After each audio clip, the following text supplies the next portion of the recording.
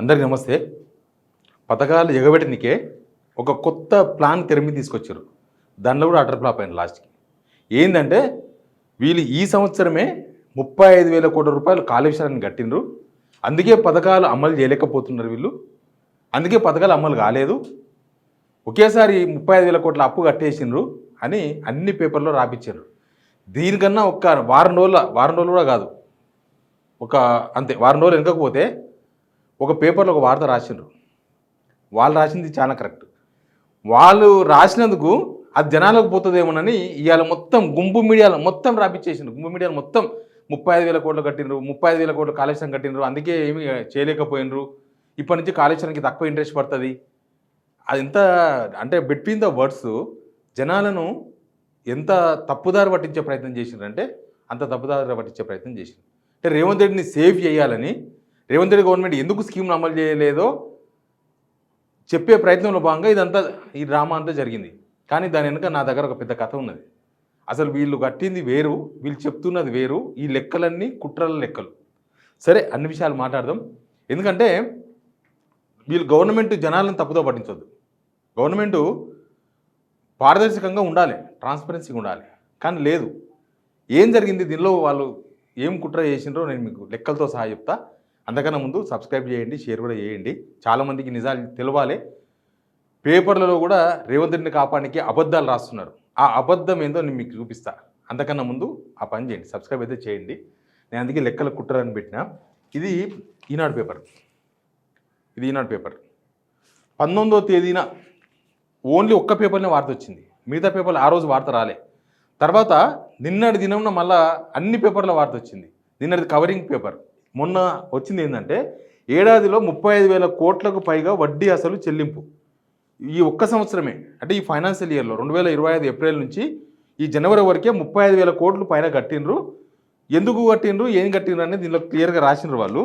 కానీ ఇది నచ్చవు కదా జనాలకు, నిజాలు చెప్పాల్సిన అవసరం లేదు కదా గవర్నమెంట్కి. రేవంత్ రెడ్డి పెద్ద పోటు, కానీ అప్పు కట్టాల్సి వచ్చింది కాబట్టి చేయలేదు అన్నట్టుగా వాళ్ళు రాసిండ్రు. కానీ దీనిలో రాసింది ఫస్ట్ డే రాసిండ్రు. తర్వాత మళ్ళీ వీళ్ళు కూడా మాట మార్చిండ్రు. తర్వాత మళ్ళీ ఇప్పుడు వచ్చిన పేపర్లు వేరే ఉన్నాయి. వీళ్ళు వచ్చిన పేపర్లు కాళేశ్వరానికి తగిన రుణభారం 10.9% నుంచి 7.5% తగ్గిన వడ్డీ, 10 ఏళ్ళ నుంచి 25 ఏళ్ళకు పెరిగిన చెల్లింపు వ్యవధి. ఎంత పెద్ద డ్రామా అంటే ఏమైందో నేను చెప్తా. చిన్న ఎగ్జాంపుల్. నేను ఒక ఆయనకు 10,000 నేను అప్పు తెచ్చుకున్నా. 10,000 ₹2 మితిలాగా తెచ్చుకున్న తర్వాత ఎవరో ₹90 ఇస్తాడు. సరే 10 పైసలు మిగులుతాయి కదా అని చెప్పి ఆయన దగ్గర తీసుకొచ్చి ఈయన కట్టేసిన. ఇప్పుడు నేను అప్పు ఉన్నట్ట లేనట్ట? నేను అప్పు ఉన్నట్టే కదా, ఆయనకు అప్పున్నా, ఈయన బదులు ఆయనకు అప్పున్నా. కాకపోతే కొద్దిగా 10 పైసలు ఇంట్రెస్ట్ తగ్గింది. కాళేశ్వరం విషయంలో ప్రభుత్వం చేసింది కూడా అదే. కాళేశ్వరం విషయంలో ప్రభుత్వము ₹10.90 నుంచి తగ్గించేసి ₹10 నుంచి తగ్గించేసి దాదాపు 7.5కు ₹10.90 నుంచి 7.5% తగ్గడంతో ఏడాది తిరిగి చెల్లించిన మొత్తం కూడా తగ్గింది. ప్లస్ అంతకుముందు 10 సంవత్సరాలు ఉంటే 25 సంవత్సరాలు పెంచుకున్నారు. అంటే ఒక లోన్ క్లోజ్ చేయడానికి ఇంకొక దగ్గర లోన్ తీసుకున్నారు, తక్కువ ఇంట్రెస్ట్కి తీసుకున్నారు. సరే, కాలం ఎప్పుడు ఒకలాగా ఉండదు కదా. ఇప్పుడు హౌసింగ్ లోన్ ఒక 6 months బ్యాక్ 10% పోయింది. ఇప్పుడు 7.8%, 7.9% అయ్యింది తగ్గిన ఇంట్రెస్ట్ రేట్లు. అది ఎప్పుడు మారుతూ ఉంటుంది, నడుస్తూ ఉంటుంది. వీళ్ళు కూడా అదే చేసిండ్రు. జస్ట్ ఒక అప్పు క్లోజ్ చేయనికే, అంటే ఒక అప్పును రీషెడ్యూల్ చేసుకోనికే, ఒక అప్పు 10 సంవత్సరాల నుంచి 25 సంవత్సరాలకు పెంచుకోనికే, ఈఎంఐ తగ్గించుకోనికే ఆల్రెడీ వీళ్ళు ఈ సంవత్సరంలో, అంటే ప్రతి సంవత్సరం అదే కడుతున్నారు, 2,200 కోట్లు. ఇక్కడ ఉంది చూడండి. ప్రతి ఏటా 13,000 కోట్లకు ఉన్న చెల్లింపు మొత్తం 9,000 కోట్లకు తగ్గింది. 10 సంవత్సరాలలోనూ 25 సంవత్సరాలకు పెంచుకుంటే, ఇంట్రెస్ట్ రేట్ కొద్దిగా తగ్గించి ఇప్పుడున్న మార్కెట్ ప్రకారం తీసుకుంటే, కొత్త లోన్ ప్రకారం తీసుకుంటే అది 9,000 కోట్లకు తగ్గింది. ఇప్పుడు అప్పు తీరినట్ట, అప్పు ఉన్నట్ట? కాళేశ్వరం అప్పు ఉంది, 10 సంవత్సరాలది 25 సంవత్సరాలకు పెరిగింది, ఇంట్రెస్ట్ రేట్ కొద్దిగా తగ్గింది, ఈఎంఐ తగ్గింది. వీళ్ళు దేనికి లింక్ పెడుతున్నారు తెలుసా? రేవంత్ రెడ్డి ఏదో గొప్ప పని చేసిండు, 35,000 కోట్లు ఒక్క సంవత్సరమే కట్టిండు. ఆయన ఎక్కడి నుంచి కట్టలే, డబ్బులు సంపాదించి కట్టలే. ఆయన ఎక్కడనో గవర్నమెంట్ ఇన్కమ్ పెంచుకొని, లేకపోతే ఇంకొకటి ఏదో భూములు అమ్మితే వచ్చిన పైసలు తీసుకోనో, ఆ పైసలతోనో, లేకపోతే ఇంకేదైనా ఇన్కమ్ పెరిగి గవర్నమెంట్కి ఎక్కువ డబ్బులు వచ్చో, ఎక్కడి నుంచో రావాల్సిన డబ్బులు వచ్చో అట్లా తీర్చలే. అట్లా తీరిస్తే అప్పు తీర్చినట్టు. కానీ నువ్వు లోను బ్యాంకు మార్చి డ్యూరేషన్ పెంచేసి, కొద్దిగా ఇంట్రెస్ట్ తక్కువ ఉందని డ్యూరేషన్ పెంచేసి, చేస్తే ఇదంతా 6-7 మంత్స్ నుంచి నడుస్తుంది. సెంట్రల్ గవర్నమెంట్ పర్మిషన్‌తోనే ఇదంతా చేసిండ్రు.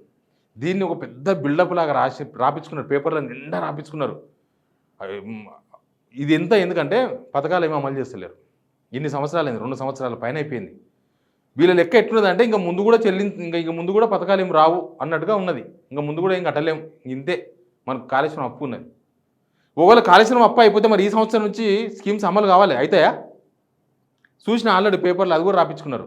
అది కూడా ఉత్తగా ఇప్పుడంతా గొడవలు అవుతున్నాయి కదా, ఖమ్మం గొడవ, అక్కడ నాగర్ కర్నూలు గొడవ, అంత ప్రభుత్వం మీద ఇక్కడ మూసి గొడవ, అన్ని గొడవలు అవుతుంటే నెక్స్ట్ మంత్ కాదు నెక్స్ట్ ఇయర్కి వెళ్ళి పెన్షన్ 500 రూపాయలు పెంచి ఇస్తారంటాను. ఈ మాటలు ఎవ్వరు నమ్మతలేరు జనం. ఎందుకంటే రైతు భరోసా విషయంలో చూసినాం కదా, ఇవాళ రేపు తెల్లారితే పొద్దుముక్తే సంక్రాంతి పండుగ, ఉగాది పండుగ అని లాస్ట్కి ఇక్కడ దాకా వచ్చినాం. ఇప్పుడు కూడా ఇవ్వలేదు. ఇంకా ఎవరి సీజన్ ఇవ్వాల్సిన రైతు భరోసా ఒక్కసారి ఇస్తే అయిపోయే కథ కూడా కాదు. వీళ్ళు ప్రతి సీజన్లో ఇట్లే చేస్తున్నారు. ప్రతి సీజన్లో ఏదో తమాషా నడిపిస్తున్నారు రైతు భరోసాతో.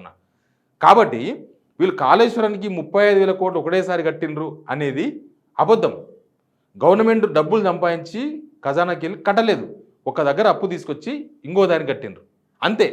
దానిలో రేవంత్ రెడ్డి గొప్పతనం ఏమని చెప్పండి. మనది కూడా నేనే నా ఉదాహరణ చెప్పిన కదా, 10,000 రూపాయలు అప్పు తీసుకొచ్చుకున్నా, ఇంకో ఆయనతోన కొద్ది ఇంట్రెస్ట్ తక్కువ ఉందని 10,000 రూపాయలు తీసుకొచ్చి ఆయనకి ఇచ్చిన, ఇప్పుడు ఈయనకు అప్పులేనా? ఈయన కూడా అప్పు కట్టాల్సిందే. అంటే నేను అప్పు ఇక్కడి నుంచి తీసుకొచ్చి అక్కడ ఇచ్చినందుకు పథకాల మీద ఎట్లా ఎఫెక్ట్ పడుతుంది? నువ్వు సంపాదించి నీ జేబులోకి వెళ్ళి తీయలేదు, మీ ఖజానాల నుంచి తీయలేదు, జనాలు కట్టిన ట్యాక్స్ డబ్బుల నుంచి తీయలేదు, పోని సంపాదన పెరిగి కట్టిండు అంటే అది గొప్పతనమే. నిజంగానే తెలంగాణకు మొత్తం సంపాదన పెంచిండు రేవంత్ రెడ్డి, పెంచేసిండు కాబట్టి ఆ డబ్బులు అక్కడ కట్టిండు కాబట్టి స్కీమ్లు అమలు చేయలేకపోయిందంటే ఓకే, అంతవరకు నమ్మొచ్చు మనం. పథకాలు ఎందుకు అమలు చేయలేదంటే డబ్బులు లేక అమలు చేయలేదు. ఈ అప్పు ఇక్కడి నుంచి తీసి అక్కడెందుకు కొట్టిర్రు అంటే డబ్బులు లేకనే ఇక్కడి నుంచి ఇక్కడ డ్యూరేషన్ పెంచి ఈఎంఐ తక్కువ చేసుకునే ప్రయత్నం చేసింది. దానికి ఉన్నట్టుగా రాయించుకోవచ్చు కదా పేపర్ల వార్తలు. అప్పు తీసుకున్నాము, అప్పు కట్టినాము, కొద్దిగా ఇంట్రెస్ట్ తగ్గింది, కొద్దిగా డ్యూరేషన్ పెరిగింది, 10 సంవత్సరాలు కట్టేది 25 సంవత్సరాలకు పెంచుకున్నాం, కొద్దిగా బర్డెన్ తగ్గుతుంది, అంతవరకు నిజం. కానీ ఈ సంవత్సరం 35,000 కోట్లు కాళేశ్వరానికి కట్టినరు కాబట్టే మేము పథకాలు అమలు చేయలేకపోయినాం అనేది శుద్ధ అబద్ధం. ఇది వాళ్ళ ఫెయిల్యూర్ను బయట పెట్టుకోవడం అనమాట. అంటే మేము పథకాలు అమలు చేయలేదని వాళ్ళే చెప్పుకుంటున్నారు. మనకు అనిపిస్తూనే ఉంది కదా, మనకు లోక్సభ ఎలక్షన్స్ ముందర మొత్తం 6 గ్యారెంటీలు అమలు చేసామని చెప్పిండ్రు. చాలామంది అక్కడ కర్ణాటకలో ఎక్కడ మహారాష్ట్రలో ప్రచారం చేసిండ్రు, ఢిల్లీలో పోయి ప్రచారం చేసి వచ్చిండ్రు. రాహుల్ గాంధీ కూడా తెలంగాణ పే చే గ్యారెంటీ పూరా దియా, 6 గ్యారెంటీలు మొత్తం ఇచ్చేసిండ్రు మా వాళ్ళని చెప్పుకున్నారు. కానీ ఇప్పుడు వాళ్ళు రాయించుకున్నది మేము అప్పు తీర్చాం కాబట్టి కట్టలేకపోయినాం. అప్పు తీర్చలే, అప్పు మారింది అంతే. ఇక్కడి నుంచి తీసి అక్కడి నుంచి ఇవన్నీ క్రైమ్ తెలివితేటలు. జనాలందరూ తెలంగాణ జనమందరూ కూడా పిచ్చోళ్ళు. మన పేపర్లలో ఏం రాపిస్తే గదే నిజం అనుకుంటారు. దీనిలో నేను 35,000 కట్టినా అంటే కట్టింది ఒక్కడే చూపిస్తున్నారు, కానీ ఎక్కడి నుంచి తీసుకొచ్చి కట్టిర్రు? అప్పు తీసుకొచ్చి కట్టిండ్రు అంతే. అప్పు తీసుకొచ్చి కట్టిండ్రు ఇల్లు. దాన్ని కూడా పెద్ద గొప్పగా అప్పు తీర్చిండ్రు, ఒక సైడే చూపిస్తున్నారు అప్పు తీర్చిండ్రు అని. ఒక బ్యాంకు తీర్చిండ్రు అప్పు, ఇంకో బ్యాంకుకి అప్పు పెట్టిండ్రు. అది లెక్క ఇక్కడ ఉన్నది. ఈ చాలా పెద్ద కథలు ఉన్నాయి. మొన్న రైతు భరోసాకు తీసుకొచ్చిన 9,000 కోట్లు కూడా ఆల్రెడీ 4,000 కోట్లు 5,000 కోట్లు కాంట్రాక్టర్లు కొట్టిండ్రు. అక్కడి నుంచి ఆల్రెడీ రావాల్సింది వచ్చేసింది, ఆల్రెడీ కేరళ ఎలక్షన్స్ పోయిందని చెప్తున్నారు. ప్లస్ ఇప్పుడు ఎల్ఎన్టీకి మెట్రో ఉంది కదా, 2,000 కోట్లు కట్టాలి. అది కూడా రైతు భరోసా పేరు మీద తీసుకొచ్చిన పైసలే. ఆ పైసలే తీసి ఆ 2,000 కోట్లు కొడితే అక్కడి నుంచి కూడా ఇంత వస్తుంది. కిక్ బ్యాక్ అనమాట. దాన్ని క్విట్ ప్రోకోనో కిక్ బ్యాకో ఏదో ఒకటి, ఒక గుడ్ విల్ వస్తుంది. ఆ గుడ్ విల్ తీసుకుపోయి కట్టేదేమో గవర్నమెంట్ నుంచి కడతారు, వాళ్ళు ఇచ్చే కిక్ బ్యాక్ ఏమో ప్రైవేట్.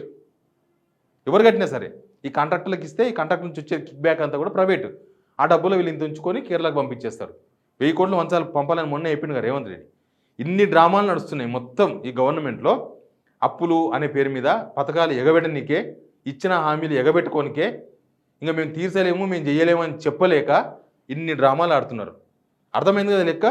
అప్పు తీర్చలేదు, అప్పుకు బ్యాంకులు చేంజ్ చేసి అప్పు తీర్చినట్టుగా ఒక బ్యాంకు అప్పు తీర్చారు, ఇంకో బ్యాంకు అప్పు తెచ్చారు. చూస్తూనే ఉన్నాం కదా మనం ఎన్ని అప్పులు చేసినారు. 3 లక్షల కోట్ల అప్పు చేసింది గవర్నమెంట్. Please subscribe.